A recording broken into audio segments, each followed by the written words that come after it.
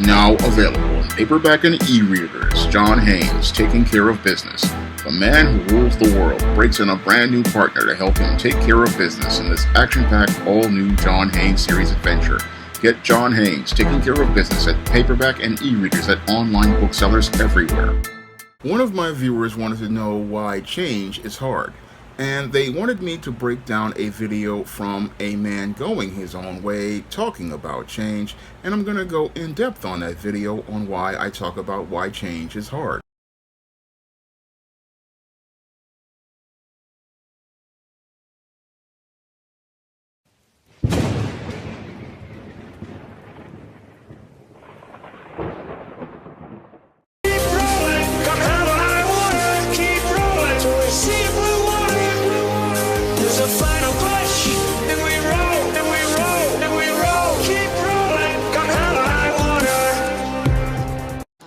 One that can see.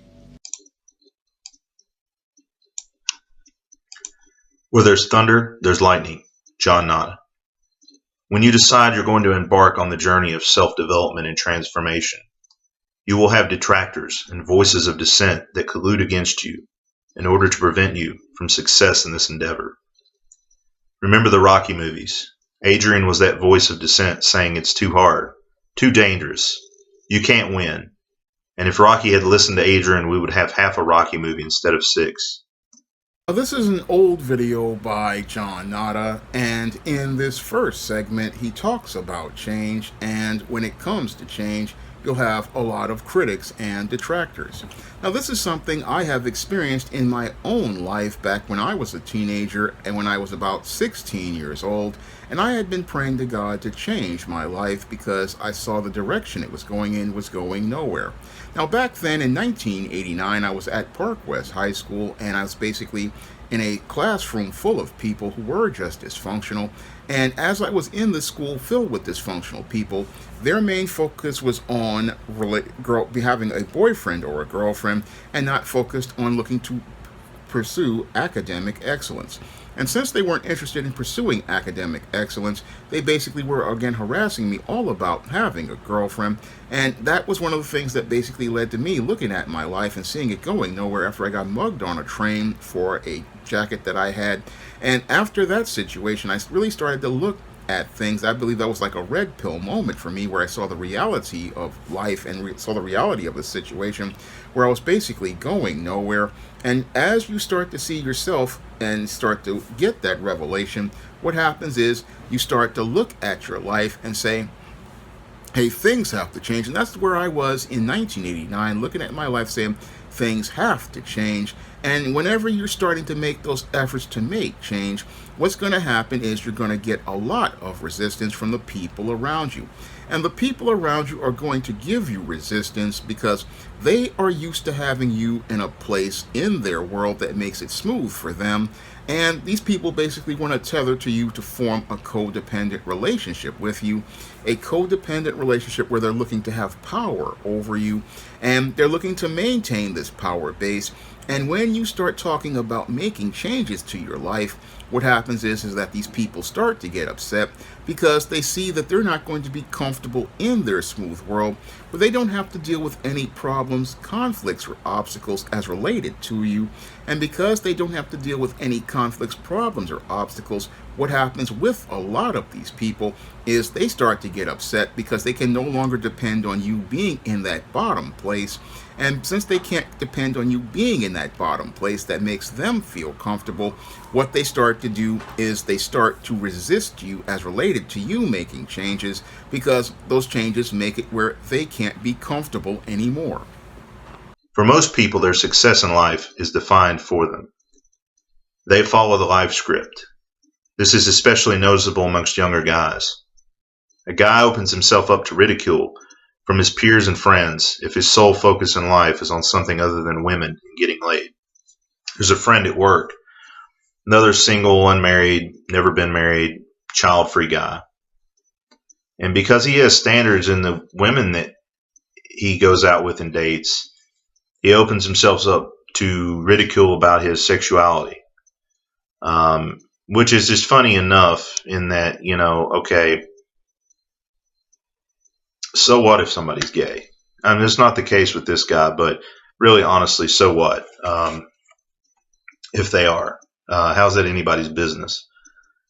But because he focuses on things other than the pursuit of women, he's pretty big into his hobby. He's pretty big into the whole weight, workout, fitness lifestyle, because he chooses to focus on bettering himself rather than chasing every woman coming and going. He's opened himself up to all manner of shaming tactics and language, which will also, by going your own way, you'll also be open to these shaming tactics and language. Most of us have wasted our formative years on the pursuit of women with little of anything to show, and we've reached a point where that pursuit is no longer interesting or valuable. We want to pursue those skills and that knowledge which will propel our inner self that much farther, finding true contentment and validation in ourselves and the path of self-growth. Bettering yourself makes others uncomfortable because they know they should do the same but can't or won't. When you focus on your own self-development, you are essentially casting aside what others think of you, concerning yourself only with how you view yourself. The only opinion you're beholden to is your own. Most of your opposition will come from those closest to you. What John is talking here about men looking to follow this script is something I've run into myself, and I've run into it ever since I was about 12 years old, with these guys looking to follow the script to the point where they just are just on autopilot. And since they're on autopilot, all they're thinking about is getting involved with women and getting involved with women and girls. And as they think about this, sadly, they don't really understand that you're put here for a greater purpose. And as you're put here for a greater purpose, you need to be focused on some sort of goal that you want to accomplish. And sadly, with a lot of guys, they don't really focus on these kind of goals. No, all they focus on is looking to get social currency with each other and get acceptance from each other. I go in depth on this in my book, The Man Crisis, about how many males go out here and participate in looking to get sexual access to women instead of focusing on their goals. And as you start to look to focus on your goals, this is where you start to get into resistance, because for these guys, again, they just want to coast through life, where they're just going out here looking to chase women and looking to chase sexual access.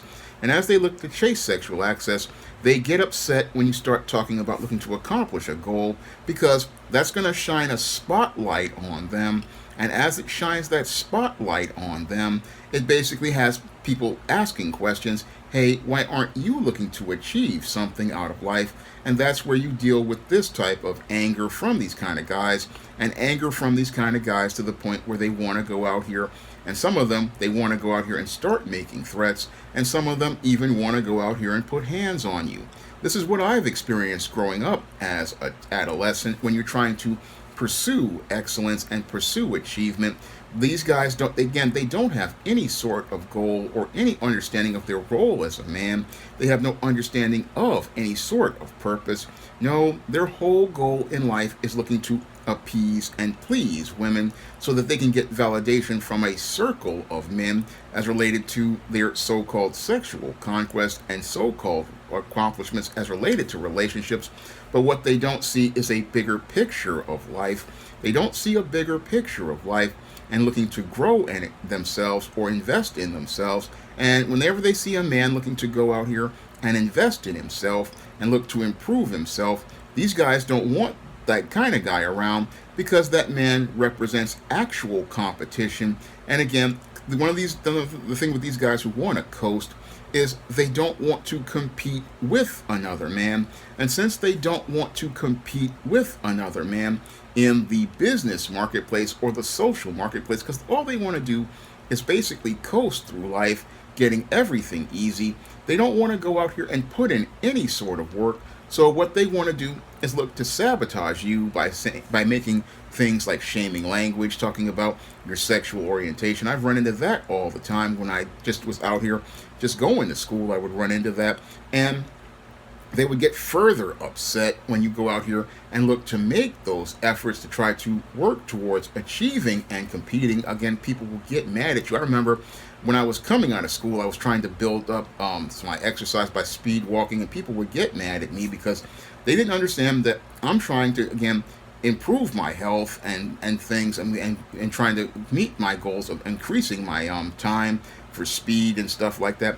People, they live in boxes and they want to fit you into a box that's acceptable to them and have you in this box and keep you in this box confined. But the whole thing is, if you're in a box, you're going to stagnate and you're not going to grow as a person. And that's where people have a problem with you, because if you start growing, if you start working on yourself, if you start working to improve yourself, then it makes them feel inadequate about their place in their smooth world.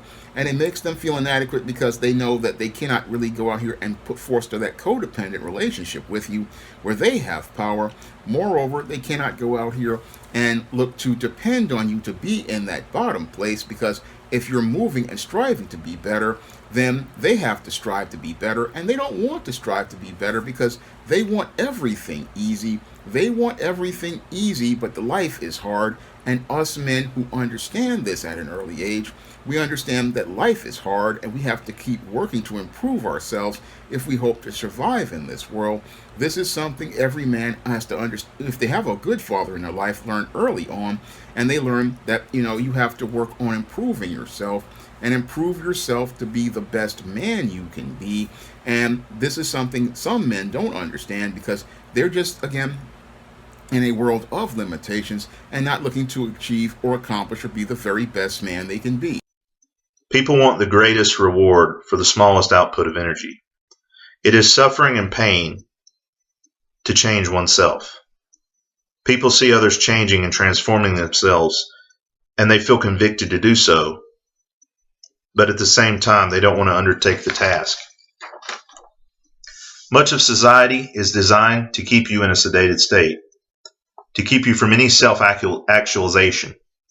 For most people, it is slog through their work week, turn on the TV, and veg out, then round out their week with a weekend of drinking themselves into oblivion. Most people willingly keep themselves in a semi-conscious state as to not have to face up to the choices and decisions they have made in life. It is easy to see the real need for change, but a lot harder to move from this realization into action. And many of us can probably think of these particular instances in our own personal life. Cat Williams has a funny vignette about that, where he talks about, you can always tell who your haters are because, they're always the ones that when you say, I'm going to change my life, or I'm going to do this or do that, they always got to go, make some kind of a funny little noise, like, not come right out and say it, but make some kind of little noise of dissent. All you may have is self-belief. Like I said, a lot of the opposition comes from those closest to you, friends, family, girlfriends, people you're in relationships with. If you have those things, most of that dissent actually comes from those people. Because then again, it goes back to them feeling threatened that you're trying to better yourself, feeling threatened that you're trying to chisel away at what was false and come into actualization and realization of the true you, the true self, get at your core. Now, I can agree with John here as related to him talking about how it's hard to go out here and make those efforts to make those changes, and how a lot of people just don't want to make those changes because they just are looking to be sedated. And as someone who, again, had to deal with this in my teen years and can still are dealing with it right now, I can tell you that when you're starting to make those efforts, again, this is where you're going to deal with a lot of people coming back at you and getting upset because you looking to change, again, not only, like John says, convicts those people as related to their responsibility, but seeing you take action basically is sending a message to them that they have to take account for their lives as well, and they can no longer go out here and depend on you or to validate their idea of just sitting in this existence, just looking to go out here and coast through life, go out here and veg out. No, you have to go out here and live life, and this is something that they don't want to do, because when you go out here and make changes to go out here and live the life that you want, this is what makes these people uncomfortable, because if they see you working towards actualizing your potential, then they have to take a look at themselves. And that's something that, again, makes it where they become extremely uncomfortable, because they start looking at the decisions of their own life. And I know this from experience. People start taking a look at their own life and see where they're going, because they see you making these efforts to improve yourself. And that's what makes them upset, and makes them upset because you're making those efforts towards self-actualization, because you have a vision of yourself, and because you have this vision of yourself that you're looking to become. This is what makes these people upset, and you can't let those people, again, hold you back, because that's what I had to do back in 1989 when I was in high school. I had to realize that, if I want to achieve what I want to achieve, if I wanted to get this high school diploma, if I wanted to go out here and move on to live the life that I wanted to live, I needed to go out here and I needed to make changes and start to cut away from toxic people.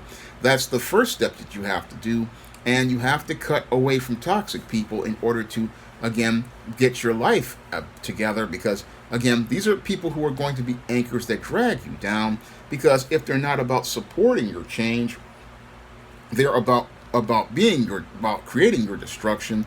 And again, one of the healthy things about a man is that he has to understand that if someone is not about helping you improve your lot in life, that's not a person that you want in your life at all. No, you don't want that type of person in your life, because if that person isn't about helping you improve your quality of life, or acknowledging that you deserve better in life than what you have right now, then that's not a person that you need to have in your life.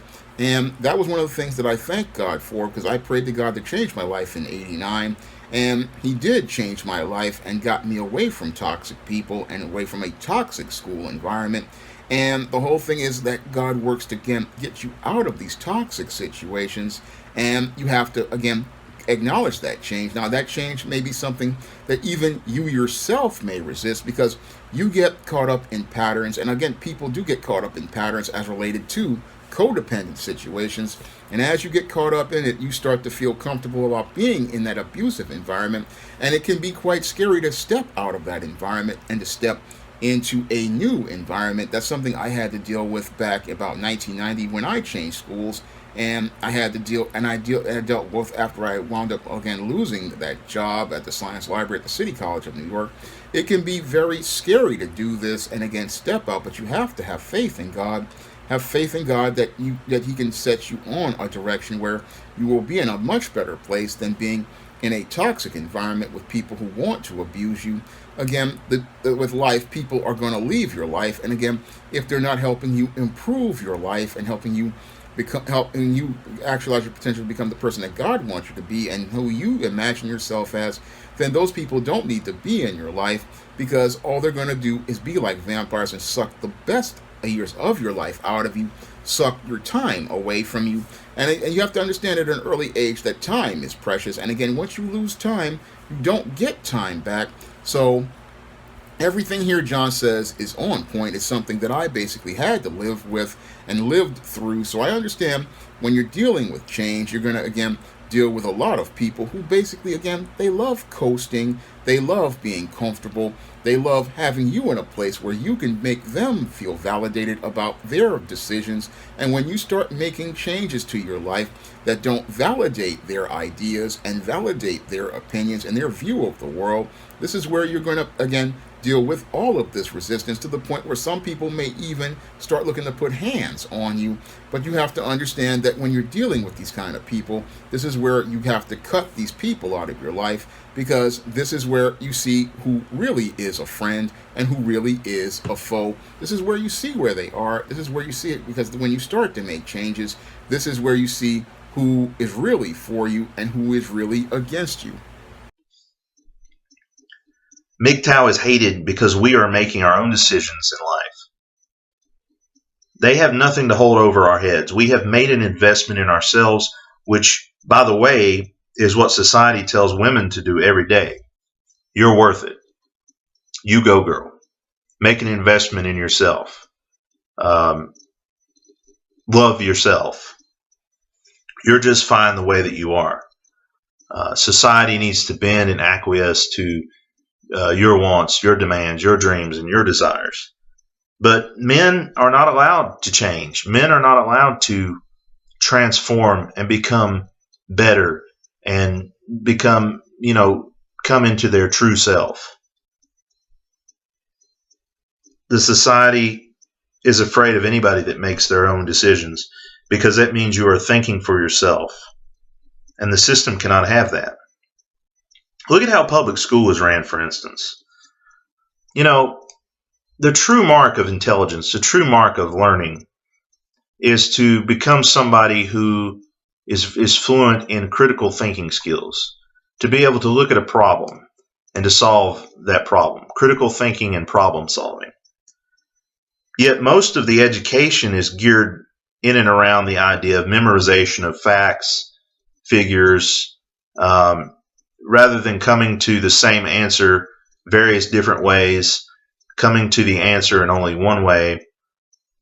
They want people who are smart enough to run the machines and to run the infrastructure, but not smart enough to question things and to see what raw deal they're getting. I'm going to disagree with John here on one point where he says that men going their own way are hated because they are out here and looking to go in a different direction. And I'm going to disagree because it's not just men going their own way who are hated because they have their own mindset.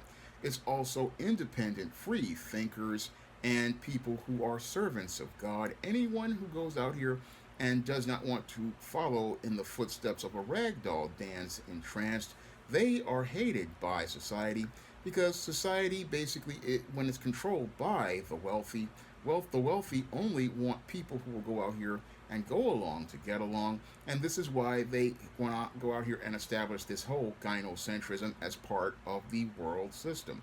The gynocentrism that is started in public schools is all about creating obedience with people and obedience and compliance because many of the wealthy don't want to compete with other men, and they know that a society of independent critical thinkers would not only go out here and be out here competing against those wealthy men, but also go out here and create a whole lot of innovations that could lead to them possibly upending the entire system.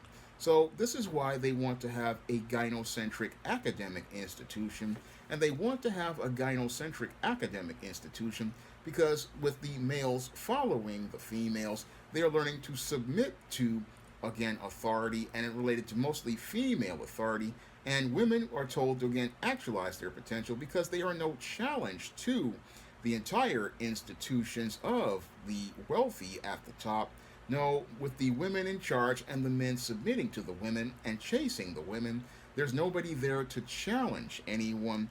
That's the reason why they in public schools want to again have these boys around girls instead of looking to invest in men, because an investment in men for them they fear will undermine their entire system, and they need to have these obedient workers in order to maintain their system and maintain their operations. So they don't really want men around because men, when you invest in men, men do things differently, and one of the things that men do is push back, and men will push back against another man because men are logical and again critical thinkers who go out here looking to solve problems, and the power base doesn't want any problems solved, and more importantly don't want anyone challenging things, because challenging things can lead to changes where people start to again question the leadership of an organization or the leadership of a nation, and they don't really want that. So in order to maintain the status quo,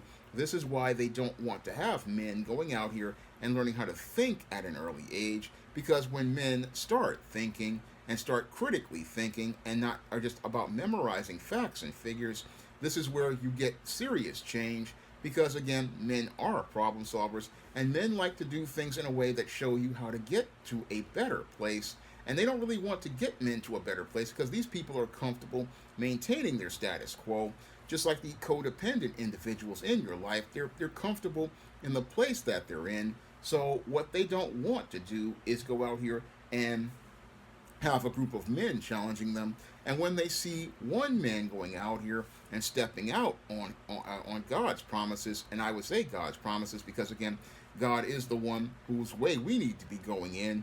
And the whole thing is these men see men going in God's way, and they want to, again, like they did with the apostles and the disciples, go out here again attacking those men for looking to make change. And they want to attack those men because they represent a change to their smooth world where they don't have to deal with any problems, conflicts, or obstacles from anybody. So that's why you get all of this resistance, and you get lots of resistance when you start talking about change because these people are comfortable where they are, and they don't want those men to start thinking about change because, one, men are established and ordained as God's heads and stewards. Two, men are designed to be leaders and authority figures. And three, men are, again, natural builders, and they want to suppress these abilities because they fear that if these men actualize their potential, they will not only deal with competition, but possibly deal with someone possibly conquering and overcoming them. To see what a bad situation things have really become. And again, this is why MGTOW is derided. Because we have no investment in the system. So should the system face extinction, we aren't beholden to do anything. We are free men with nothing to lose, and this is dangerous to the homeostasis of the system. Don't let the dissenting voices dissuade you. Don't let what others may say, because you will. When you decide, not only when you decide to make a change, and it's hard to make a change. If it were easy, everybody would do it. If it was simple, then it wouldn't be such a thing of praise when it comes about, when you do succeed in your dreams and goals and aspirations. The minute you decide to make a change, the minute that you decide to go your own way and go in another direction and improve yourself and focus and invest in on yourself, things are going to come against you. Things are going to turn against you and come against you and try to dissuade you as much as possible from that direction. And you must be prepared for the onslaught. You must be prepared for the siege. You have to get up every single day and ask yourself the question, where am I at in life? Where do I want to be at in life? And how am I going to get there? Why am I doing this, in other words? Why do I want to be successful at this? Why do I want to accomplish this goal? Maybe even think, why do I want to go my own way? What are the benefits there? Why am I doing all this? Take a look inside. Take some time to have some introspection and come back around to what it is that brought you to this point, what it is that, helped you make this decision to go your own way. But think not at odd when friends come against you, when family comes against you, because they're not going to understand. They may know they need to make a change. They may know that they're not growing. They're not transforming and going through a metamorphosis. And they may know they desperately need one. But change, real change, only comes when staying in the same place hurts more than would be the undergoing of the Herculean effort to make the change. When the same hurts more than what it would hurt to make the change, to make the transformation. It's going to happen.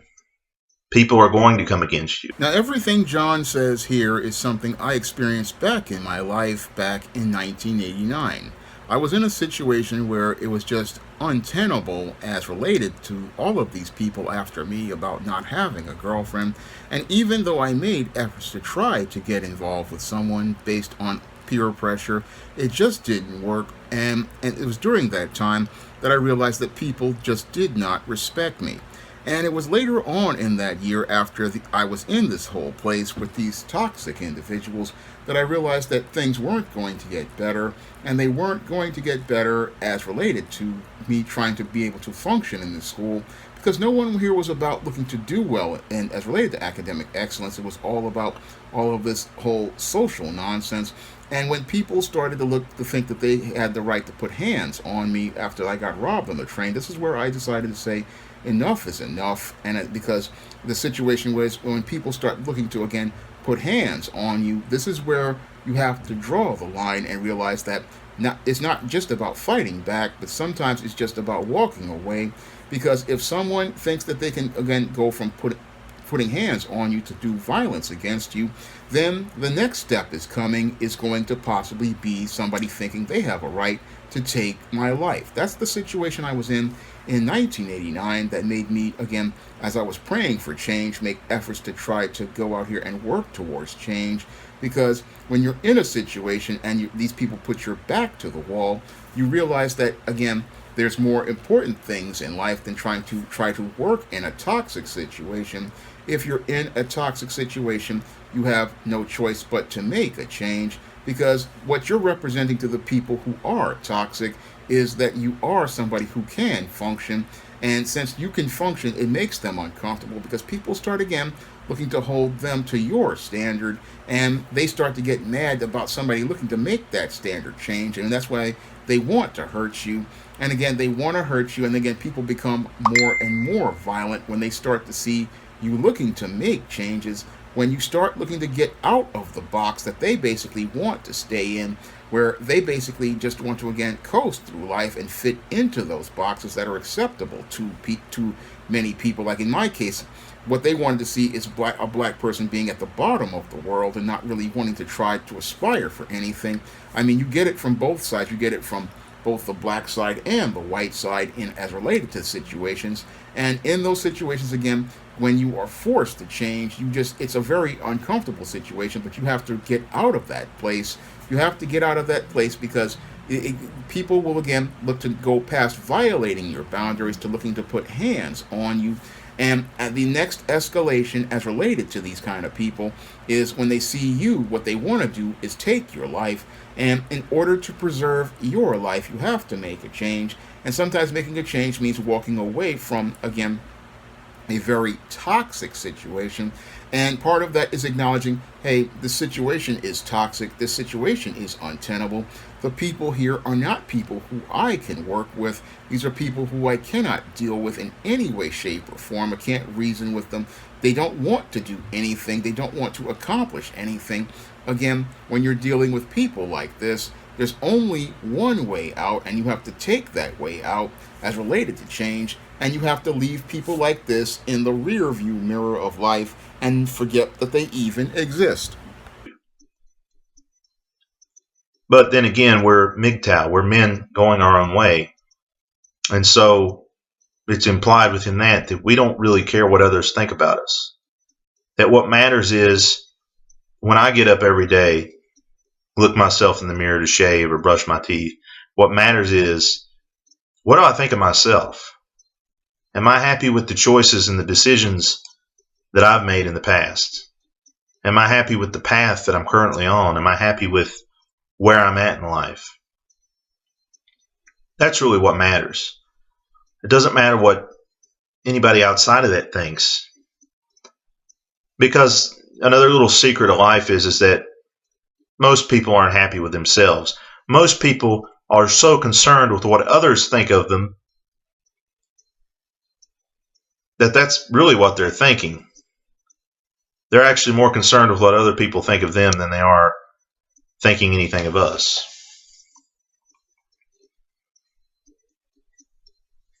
But it becomes important to realize that the road will not be paved and lined with daisies and roses and all that. the road is difficult. The road is marked with potholes and cracks and obstacles in the way. But it's what's at the end of that road that makes the journey worth it. And it's not only just getting to the end of the road, not only completing the journey, but the journey in and of itself, how the journey changes you, how the journey refines you. It's like the refiner's fire. You cannot begin to build a resilient structure, a robust structure, and to move from that, to move into that from a fragile structure without undergoing all these trials and tribulations. That's a part of the journey. That's a part of the growth. And again, why most people could make a change. Most people are able to do that. I think anybody can make the changes they need necessary to better themselves and to better their life. Most people could go their own way if they wanted to. But it all comes down to the will. It all comes down to, are you willing to endure what is necessary to get there? Anything's possible. It's possible. Look at any goal or any dream that you may have. If I had listened to the people from my past, then no, I would have never made it to where I am now. I would have never accomplished my goals. But I knew that it was possible because I could look out and I could see others just like me, the same struggles, the same fears, the same anxieties, the same, family background. I could look at those people and I could see that they had made it. They had accomplished their dream. They had fulfilled their goal. They had made changes and broken free from addictions and broken free from bad situations. And if they could do it, then I could do it. You have to think, you have to look out there and see, what is it that I'm wanting to accomplish? What is it I'm trying to break free of? And tell yourself it's possible. Because you can look to others and see that they've done the exact same thing. By virtue of the fact that we stand out, that we are walking our own path, that we're marching to the beat of a different drum, we're going to have detractors. We're going to have critics. We're going to have people that simply do not understand why we're doing what we're doing. And we're going to have people that look at us weird for doing it. But in the end, we know that we're right. We know that we're staying true to ourselves and true to the path that we've come upon. And there really is no going back. There's no going back. There's no turning away. It's only face forward, pressing onward.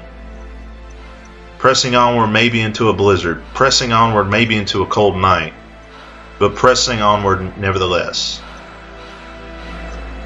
Let he who has ears listen and hear, and he that has eyes see.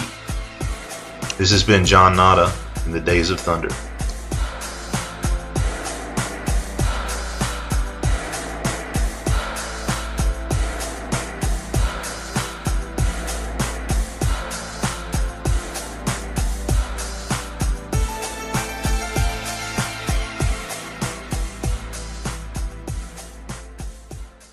Now, what John talks about in this final segment really reminds me a lot of my life when I decided to give my life to Christ when I was 16 years old.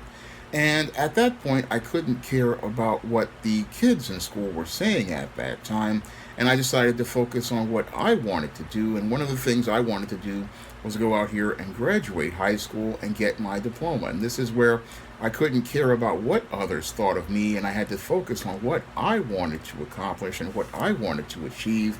And I had to start putting myself first and focusing on me.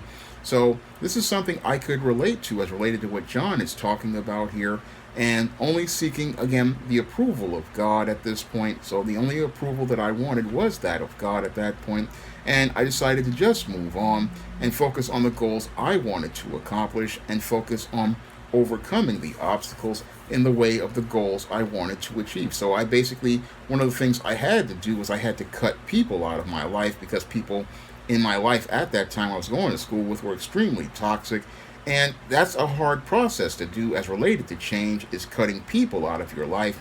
But it's something, if these people are not helping you to improve or achieve what you want to achieve, then you've got to get these people out of your life, because, again, they will get to the point where they will start to get jealous, start to get angry at you, and start to look to either put hands on you, or even look to possibly think of taking your life, because you represent a reality of someone who isn't afraid to be themselves. And what they want to do is, again, put you in a box where you can be what they want you to be and not be who you really are. But if you really believe in yourself, you're going to start making those efforts to try to improve yourself. Start making those efforts to improve yourself, not thinking about what others think of you, but what you think of yourself.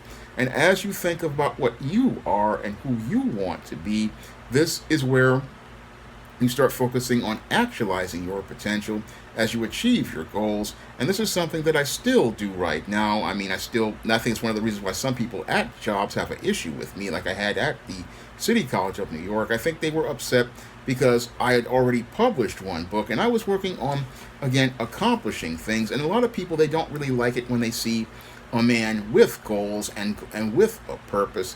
They really don't like seeing that kind of man, because that man is making changes, and when he makes changes, it makes these people look at the state of their lives and realize that they have basically sat here in stagnation, sat here and not allowed themselves to grow, and don't want to go through the pain that growth has as related to things. Because as you grow, as related to the pain, you learn discipline and resolve, and it takes time to overcome these obstacles. It takes time to overcome obstacles as you're trying to grow. I'm still dealing with this right now as related to the situation with some of these idiots who are upset about the way that I speak. Again, people don't like seeing somebody, again, making those moves to move their lives ahead. It makes them uncomfortable because it makes them look at themselves and say, hey, why can't I do this? When the thing is, you can do it, but you're too afraid because you want to stay in this box that, like I talk about in my novel, Spellbound. In my novel, Spellbound, I talk about how a lot of people, again, want to fit in these boxes that are acceptable to white people as related to black people. And that's what I ran into in 1989. I ran into people like this. They just basically want to stay here partying, stay here chasing women. They don't want to focus on further development. This is what was talked about in the movie Saturday Night Fever with Joey Manero, I believe. And he was looking to grow past a certain point, and he realized that, again, he had to make that decision after his friend fell off the bridge. Tony Manero had to look at himself and say, hey, if I want to do something with this dancing, I got this talent, I want to get out of this neighborhood where they basically are just giving me everything and I'm coasting through life. Tony Manero had to realize that if he wanted to achieve or accomplish something, that's where he had to start thinking about leaving the neighborhood and start focusing on becoming an actualized man. Now, some people hate the movie Staying Alive, but in the movie Staying Alive, we can say that the Tony Manero character did go out here and actualize his potential. He actualized his potential and wasn't thinking about, and he had women characters that he was involved with, but his main focus was himself as a man. That was the same thing as the movie Marty. The movie Marty in 1955. That's considered one of the great romances, but Marty was another man who was focused on actualizing himself as a man. He was working for a butcher and then thinking about getting his own business and getting his own life. And again, you reach a point as a man where you want to focus on these goals. And again, this is where you're going to see where people stand with you, but you can't really worry about people. You have to think about what you want to accomplish. This is something I had to do when I was, again, starting my SJS Direct Imprint. I went from doing print-on-demand books with a print-on-demand company. I did my first two books, Isis and the Cassandra Cookbook, with those companies. But when I said that I wanted to raise my quality and raise my standards, I wanted to go out here and start working on that business. And again, I ran into a lot of resistance from family this time when I did my first book all about Maryland, to the point where when a family member got upset and sabotaged my chance at a radio show because they thought I was going to go to Hollywood, not understanding that all I'm trying to do is promote these books and trying to get my name out there. And it took me a good 8 to 9 years from that incident to start doing my YouTube channel after doing blogs for years to get to this point. I had issues with things as related to things as obstacles like my own personal self with my own voice and stuff like that, because people don't like the way I sound. So, but I still wanted to go out here and sell these books and reach a larger audience. And I had stories that I wanted to share with people. So I had to, again, overcome obstacles as related to not only these people out here, but also to myself as well, because you can become your own worst enemy in some cases if you don't watch yourself. So a lot of what John here was presenting in this video is stuff I had to do in my own life. It's stuff I had to do in my own life over the course of my own life. And this is something that every man has to do as related to change, because, again, change is very hard, and it's hard because people, again, want to be in that comfortable place where you're at the bottom of the world. But if you see a better place for yourself, you have to fight to go to that better place. You have to have that vision of seeing where you want to be in life. I'm not there yet as where I want to be in life. I want to, again, one of my goals in life I wanted to do was be a best-selling author. I wanted to go out here and, again, reach a larger audience. This is how I've written over 80 books on the SJS Direct imprint, because I understand that, again, change is hard. And, again, getting on that road to change, you're going to run into a lot of obstacles and resistance. I mean, as I started building my business, a lot of people were telling me, independent publishing, you're not going to make a lot of money. And that's true. You may not make a lot of money, but you go out here and you accomplish what you want to accomplish. Because ever since I was 9 years old, I wanted to be a writer. So I wanted to go out here and accomplish things. And the sad part with a lot of folks is they let other detractors deter them from achieving their dreams. But you can't let people deter you from achieving your dreams. Your dreams, and again, are something that are part of your self-actualization. And sadly, in Western countries, we don't teach men to go out here and focus on a goal or focus on accomplishing the goals in life. No, we teach them to go out here and seek validation from other businesses and other institutions and other people, instead of going out here and looking to achieve and accomplish the goals that they want to accomplish. I mean, I have had goals. I wanted to be a writer since I was 9 years old. I wanted to write comics since I was 16. And I managed to go out here and, again, start my own publishing imprint when I couldn't get validation and approval from mainstream publishers. I started that in 2009, managed to publish comics in 2020 and 2022, and, again, accomplished a lot of the things that I wanted to accomplish, and I still want to do more, because, again, it's always about learning. It's always about improving, always about growing. I mean, that's what being a man is. As you learn how to do God's work, as you learn how to do God's work on earth, you start to actualize yourself as a man. And that's something that I could relate to as related to this video of this man going his own way. But my whole thing is that I've learned to go God's way. I want to go God's way as related to life, because he is the creator of the universe and the creator of all of us. And I wanted to be a head and a steward like God wants me to be. And part of that is, again, overcoming obstacles from adversaries and the enemy, overcoming these obstacles. And again, this is what when I see this video, again, it's about you learning how to be the person you want to be and not seek the approval of others out here in this world. And again, that's all part of God's whole work in life, is you going that way and not seeking the validation of others, but seeking the validation of God himself, because he is the one who we should be seeking the approval of, and not seeking the approval of man, because man is a flawed creature who basically is flaky and shallow. And again, people want to coast in life, but they don't want to grow. And the whole thing is that if people don't want to grow, you need to get away from those people before they can keep you from blossoming and becoming the person who God wants you to be. This was a video requested by a viewer, and if you want to request a video, you can drop a donation for a minimum of $15 to the PayPal or the Cash App by clicking the links in the description box. And if I know something about that subject, I'll make that video for you. And if you want to pick up some of the books on the SJS Direct imprint that can help you actualize your potential as a man, you can find many of my men's issues books on Amazon.com and in paperback and Kindle format. You can also find them at other online booksellers like Draft Digital, Google Play, Barnes & Noble, and big box retailers like Walmart and Target. That's all I have to say for this video. You can comment, rate, and subscribe. Support Black-owned and Black-operated digital broadcast media. www.niceradionetwork.com. Nice Radio Network, broadcasting 24 hours a day, 7 days a week.